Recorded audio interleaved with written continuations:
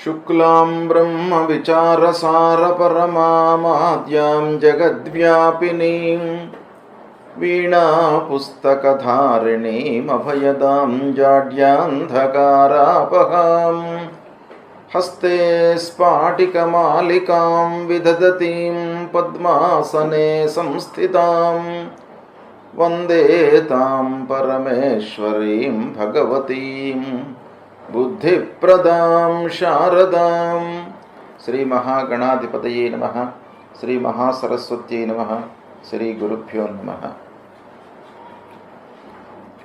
ప్రేక్షకులకందరికీ నూతన సంవత్సర శ్రీ విశ్వావసునామ సంవత్సర ఉగాది శుభాకాంక్షలు.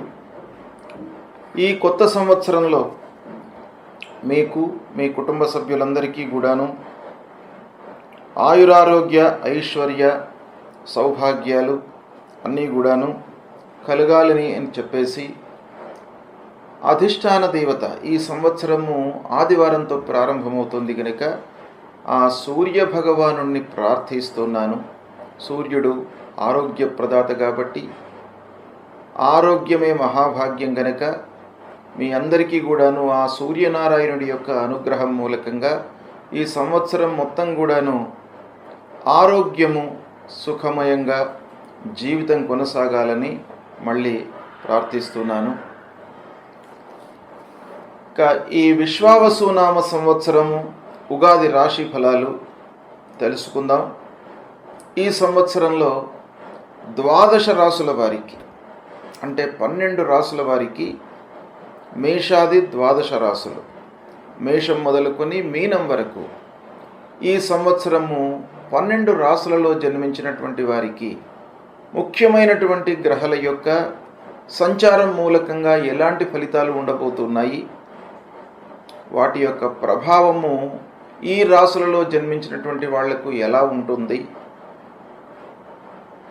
వాళ్ళకి ఆ గ్రహాల మూలకంగా జనించేటువంటి దుష్ప్రభావం నుండి విముక్తులు కావడానికి ఎలాంటి పరిహారాలు చేసుకోవాలి, ఏ విధంగా మనము ఈ సంవత్సరాన్ని మలుచుకోవాలి, గ్రహస్థితిని మనం మన జీవితానికి ఏ విధంగా అన్వయించుకోవాలి అనేటువంటి విషయాల గురించి మనం చర్చిద్దాం, తెలుసుకుందాం. శ్రీ విశ్వావసునామ సంవత్సరంలో కుంభరాశిలో జన్మించినటువంటి వారికి అంటే కుంభరాశి జాతకులకు గోచార ఫలితాలు ఎలా ఉన్నాయో తెలుసుకుందాం. ముందుగా ఏ నక్షత్రాలలో జన్మించినటువంటి వాళ్ళు కుంభరాశి కిందికి వస్తారు, ఏ అక్షరాలతో ప్రారంభమయ్యే వ్యవహారనామం కలిగినటువంటి వాళ్ళు కుంభరాశి కిందికి వస్తారో చూద్దాం. ధనిష్ఠ నక్షత్రం 3, 4 పాదములలో జన్మించినటువంటి వాళ్ళు, శతభిష నక్షత్రం 1, 2, 3, 4 పాదములలో జన్మించినటువంటి వాళ్ళు, పూర్వభాద్ర నక్షత్రం 1, 2, 3 పాదములలో జన్మించినటువంటి వాళ్ళందరూ కూడాను కుంభరాశి కిందికి వస్తారు. అంతేకాకుండా గు, గే, గో, సా, సి, సు, సే, సో, ద అనే అక్షరాలతో ప్రారంభమయ్యే వ్యవహారనామం కలిగినటువంటి వాళ్ళు కూడాను కుంభరాశి కిందికి వస్తారు.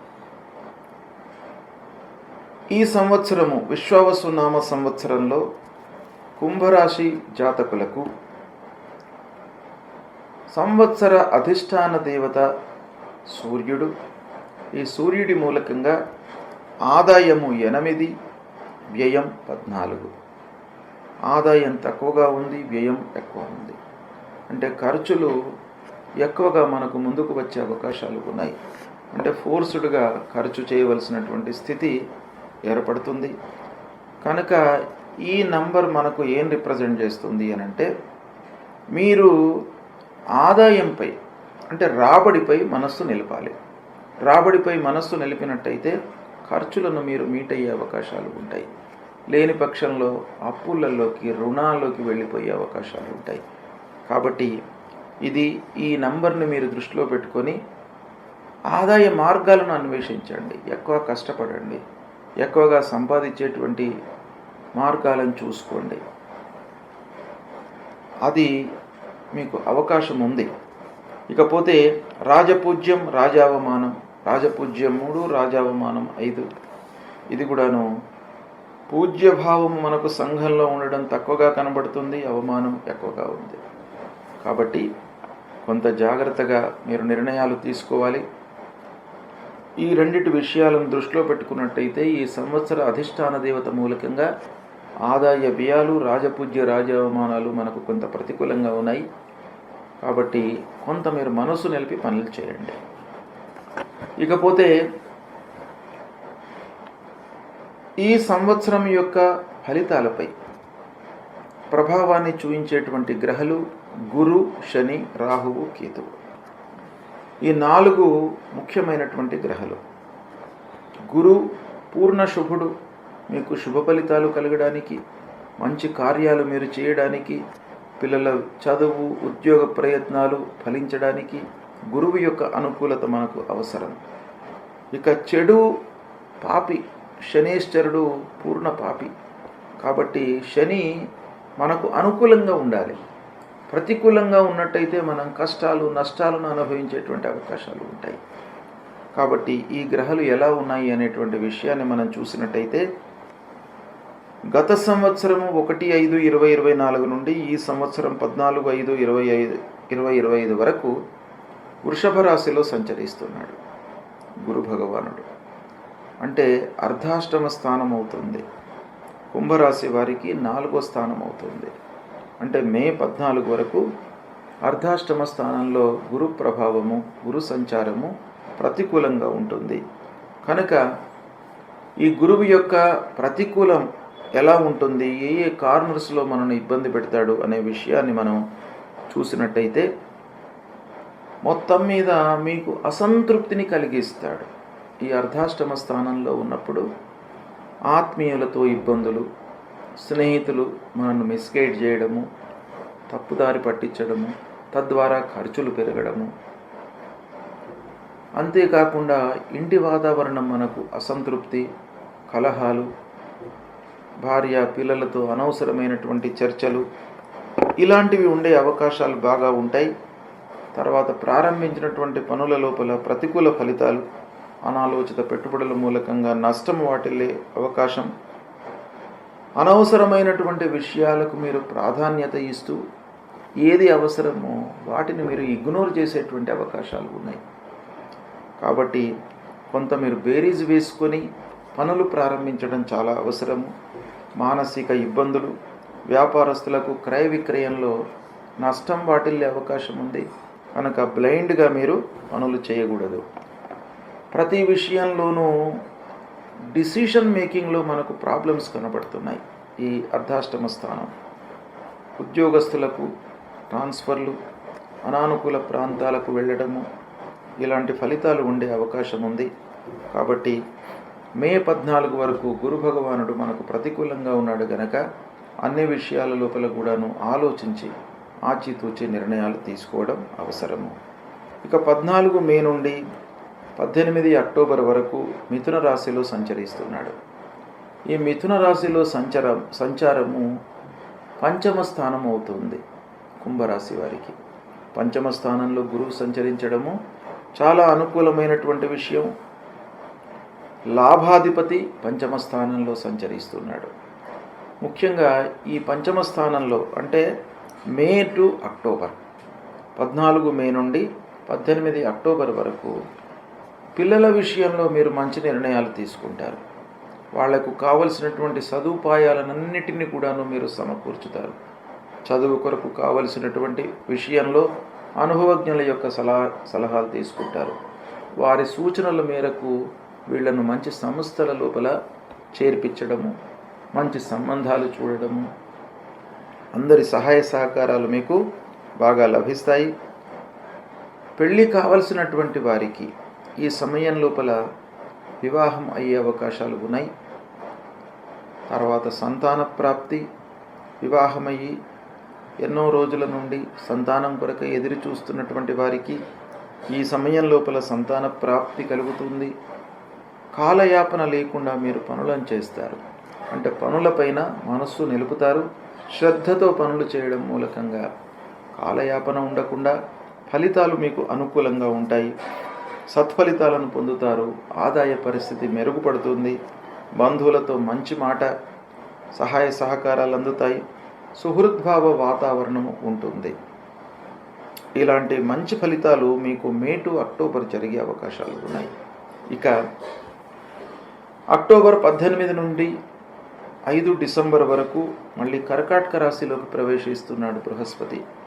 కర్కాటక రాశిలోకి ప్రవేశిస్తే 6వ స్థానం అవుతుంది, 6వ స్థానం అవుతుంది. 6వ స్థానం ప్రతికూలమైనటువంటి స్థానం.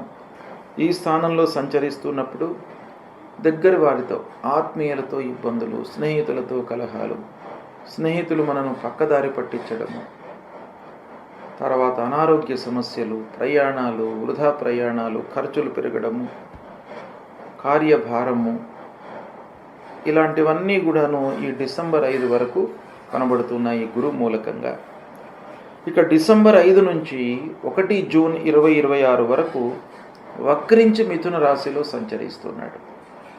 ఈ మళ్ళీ మిథున రాశిలోకి వస్తున్నాడు కాబట్టి కుంభరాశి వారికి 5వ స్థానం అవుతుంది. 5వ స్థానంలో గురు కలిసి వస్తాడు. అంటే మీకు అనుకూలమైనటువంటి ఫలితాలు ఉంటాయి. చేతిలో డబ్బు అందుతుంది, మీకు సమయానికి డబ్బు అందుతుంది. చేతిలో డబ్బు ఉండడం మూలకంగా కొత్త పనులు ప్రారంభించాలి అనేటువంటి మనస్తత్వం మీ లోపల పెరుగుతుంది. మానసికంగా, శారీరకంగా ఉల్లాసంగా ఉంటారు.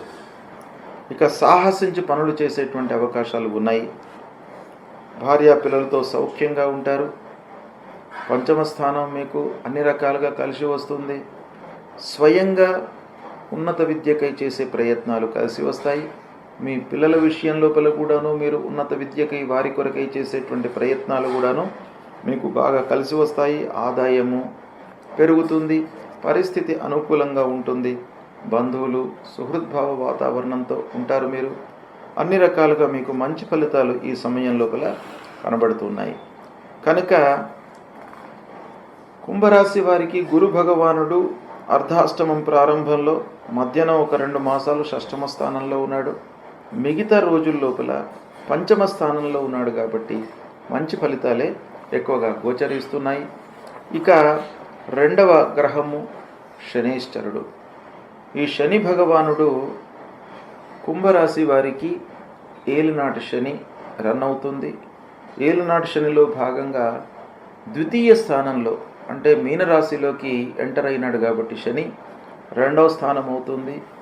మీనరాశిలో శని సంచారము ప్రతికూలంగా ఉంటుంది. అంటే 2వ స్థానంలో సంచారము ప్రతికూలంగా ఉంటుంది.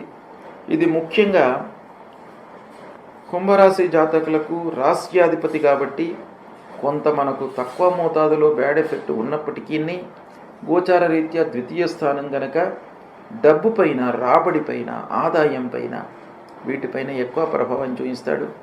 తద్వారా కుటుంబ సమస్యలు పెరిగే అవకాశాలు ఉంటాయి. అనవసరమైనటువంటి చర్చలు, మనము ఏదో మాట్లాడడం మూలకంగా విపరీత అర్థాలు తీసుకోవడము, తద్వారా మనను బ్లేమ్ చేయడము, బ్యాడ్ నేమ్ రావడము, గౌరవ మర్యాదలు సన్నగిల్లడము, ఇలాంటి సమస్యలు ఎదురయ్యే అవకాశాలు ఉన్నాయి. అనవసరమైనటువంటి ఖర్చులు ముందుకు వస్తాయి. ముఖ్యమైనటువంటి పనులు చేసేటప్పుడు కొంత ఇబ్బంది పడతారు. ఇక ముఖ్యంగా చంచలమైనటువంటి మనస్సు ఈ 2వ స్థానంలో ఉన్నప్పుడు ఉంటుంది. తద్వారా మనము ఏ పని చేద్దామన్నా కూడాను మనస్సు సహకరించదు, బుద్ధి సహకరించదు. అనవసరమైనటువంటి విషయాలలో మనస్సు, బుద్ధి పనిచేస్తుంది. కనుక కొన్ని ఇబ్బందులను ఎదుర్కొంటారు. తలపెట్టినటువంటి కార్యాలలో ఆటంకాలు, మానసిక ఇబ్బందులు కనబడుతున్నాయి. ఇక రాహుకేతువులు ముఖ్యంగా ఈ కుంభరాశి వారికి 18 మే 2025 వరకు రాహువు 2వ స్థానంలో, కేతువు 8వ స్థానంలో సంచరిస్తున్నారు. ఈ రాహు కేతు ఇద్దరు కూడాను ప్రతికూలంగా ఉన్నారు. రాహు ప్రత్యేకంగా కొన్ని కార్నర్స్లో మనల్ని ఇబ్బంది పెడతాడు. కేతువు మరికొన్ని కార్నర్స్ లోపల మనం ఇబ్బంది పెడతారు. మొత్తం మీద రాహు కేతువులు 18 మే వరకు కుంభరాశి వారికి ప్రతికూలంగా ఉన్నారు. కాబట్టి రాహుకేతుల ప్రభావం కూడాను చాలా ఉంటుంది. అంటే మిథ్యా ప్రపంచంలో ఉంటారు, ఏదో ఊహిస్తారు, ఊహ లోపల ఆ జీవితాన్ని గడుపుతూ ఉంటారు. ఏదో వస్తుంది అనే భ్రమ లోపల ఉంటారు. రాహు కేతువులు ముఖ్యంగా మనను భ్రమలోకి నెట్టుతారన్నమాట. అంటే వాస్తవ ప్రపంచంలో ఉండకుండా మనిషిని ఏదో భ్రమలోకి తీసుకువెళ్ళే అవకాశాలు ఉంటాయి రాహుకేతులు బ్యాడ్ పొజిషన్స్లో ఉన్నప్పుడు. అలాంటి అవకాశాలు ఉంటాయి. తద్వారా మనకేమవుతుంది, పెట్టుబడుల మూలకంగా నష్టం వాటిల్లుతుంది, ప్రయాణాల మూలకంగా అలసట, భయభ్రాంతులకు గురి కావడము, అశ్రద్ధతో పనులు చేయడము, మతిమరుపు, విలువైనటువంటి వస్తువులను కోల్పోవడము, అనారోగ్య సమస్యలు, అధైర్యానికి గురి కావడము, ఇలాంటివన్నీ ఫలితాలు కూడాను రాహుకేతుల మూలకంగా 18 మే వరకు కనబడుతున్నాయి. ఇక 18 మే తర్వాత మళ్ళీ కుంభరాశిలో రాహువు, సింహరాశిలో కేతువు సంచరిస్తున్నారు. ఈ కుంభరాశిలో రాహు జన్మస్థానం అవుతుంది, సింహరాశిలో కేతు యొక్క సంచారం సప్తమ స్థానం అవుతుంది. ఇక్కడ కూడాను 18 మే తర్వాత కూడాను మనకు ప్రతికూలంగానే ఉన్నారు రాహుకేతువులు. కాబట్టి రాహుకేతుల మూలకంగా పనుల లోపల ఒత్తిడి పెరుగుతుంది, ప్రెషర్ పెరుగుతుంది, మీకు ఉద్యోగంలో కానీ వ్యాపారం లోపల కానీ. తద్వారా మీరు పనిలో లీనమై చేయడము, సమయానికి భుజించకపోవడము, ఆహార నియమాలను పాటించకపోవడము, ఇలాంటివి వాటి మూలకంగా అనారోగ్య సమస్యలను కొని తెచ్చుకునే అవకాశాలు కనబడుతున్నాయి. భయానికి లోనవుతారు, ప్రయాణాల మూలకంగా ఖర్చులు పెరుగుతాయి, భార్యాపిల్లలతో అనవసరమైనటువంటి వాగ్వివాదాలు, మానసిక అసంతృప్తి, ఆటంకాలు, అధైర్యము, ఇలాంటివి చోటు చేసుకునే అవకాశాలు ఉన్నాయి. అయితే ముఖ్యంగా ఈ కుంభరాశి జాతకులకు శని ఏలినాడు శని రన్ అవుతుంది, ద్వితీయ స్థానంలో ఉన్నాడు, శని అనానుకూలంగా ఉన్నాడు, రాహుకేతులు కూడాను ప్రతికూలంగా ఉన్నారు. అంటే మనకు మెజారిటీ ప్లానెట్స్, ఒక్క గురు భగవానుడు ప్రారంభంలో బాగా లేడు, కానీ పంచమ స్థానంలో కొన్ని రోజులు ఉన్నాడు. కాబట్టి పంచమ స్థానంలో ఉన్నటువంటి సమయంలో గురువు యొక్క అనుకూలత ఉంది. ఓవరాల్గా మనం చూసినట్టయితే కుంభరాశి వారికి ప్రతికూలమే ఎక్కువగా కనబడుతుంది. కాబట్టి అన్ని రకాలుగా జాగ్రత్తలు తీసుకోవాలి. అయితే ఏ గ్రహాలు బాగాలేవు, ఏ గ్రహాలకు పరిహారం చేసుకోవాలి అనేటువంటి విషయాన్ని మనం చూసినట్టయితే అర్ధాష్టమ స్థానంలో, షష్టమ స్థానంలో గురువు సంచరిస్తున్నాడు. కాబట్టి తప్పకుండా గురు ప్రీత్యర్థమై మీరు జపం చేసుకోండి, దానాదులు ఇవ్వండి, తల్లిదండ్రులను సేవించండి, దక్షిణామూర్తి స్తోత్ర పారాయణం చేసుకోండి. ఇక ద్వితీయ స్థానంలో శని, ఏలినాటి శని, ఆంజనేయ స్వామి దేవాలయానికి వెళ్ళండి, శనికి సంబంధించినటువంటి మూలమంత్రాన్ని ప్రతినిత్యం కూడాను చదువుకోండి, శనికి సంబంధించినటువంటి ధాన్యము, నువ్వులు, నల్లటి వస్త్రము దానం ఇవ్వండి. రాహుకేతువులు కూడాను ప్రతికూలంగా ఉన్నారు కాబట్టి రాహుకేతువులకు సంబంధించినటువంటి మూలమంత్రాన్ని జపించండి, రాహుకేతువులకు సంబంధించినటువంటి ధాన్యాన్ని దానంగా ఇవ్వండి, అమ్మవారి దేవాలయానికి వెళ్ళండి. వీటితో పాటుగా క్షీరతర్పణాలు సంబంధించి ఈ గ్రహాలకు సంబంధించినటువంటి మూలమంత్రాలకు దశాంశము క్షీరతర్పణం చేయడము, దశాంశము హోమం చేయడము, ఇవి కూడాను మీరు పాటించండి. తర్వాత ఐశ్వర్యాన్ని ఇచ్చేటువంటి భగవంతుడు రుద్రుడు. కాబట్టి మీరు శివాలయానికి వెళ్ళండి, శివుణ్ణి అర్చించండి, అభిషేకం చేయండి. అభిషేక ప్రియో శివ. కాబట్టి అభిషేకం చేసినట్టయితే శివుడికి మీకు ఐశ్వర్యాన్ని ఇస్తాడు, నష్టాలు లేకుండా చూస్తాడు. తర్వాత లలిత సహస్రనామ పారాయణం చేయండి. రాహుకేతువుల యొక్క ఇబ్బందులు తొలుగుతాయి లలితా సహస్రనామం మూలకంగా. అమ్మవారు అన్ని విధాలుగా మిమ్మల్ని రక్షిస్తారు. తర్వాత విష్ణు భగవానుడు విష్ణు సహస్రనామ పారాయణం చేయండి. విష్ణు సహస్రనామం పారాయణం మూలకంగా మీకు మీ జీవన విధానంలో అవకతవకలు, ఆటంకాలు రాకుండా మిమ్మల్ని ఆ శ్రీమన్నారాయణుడు కాపాడుతాడు. కాబట్టి విష్ణు సహస్రనామ పారాయణం చేయండి.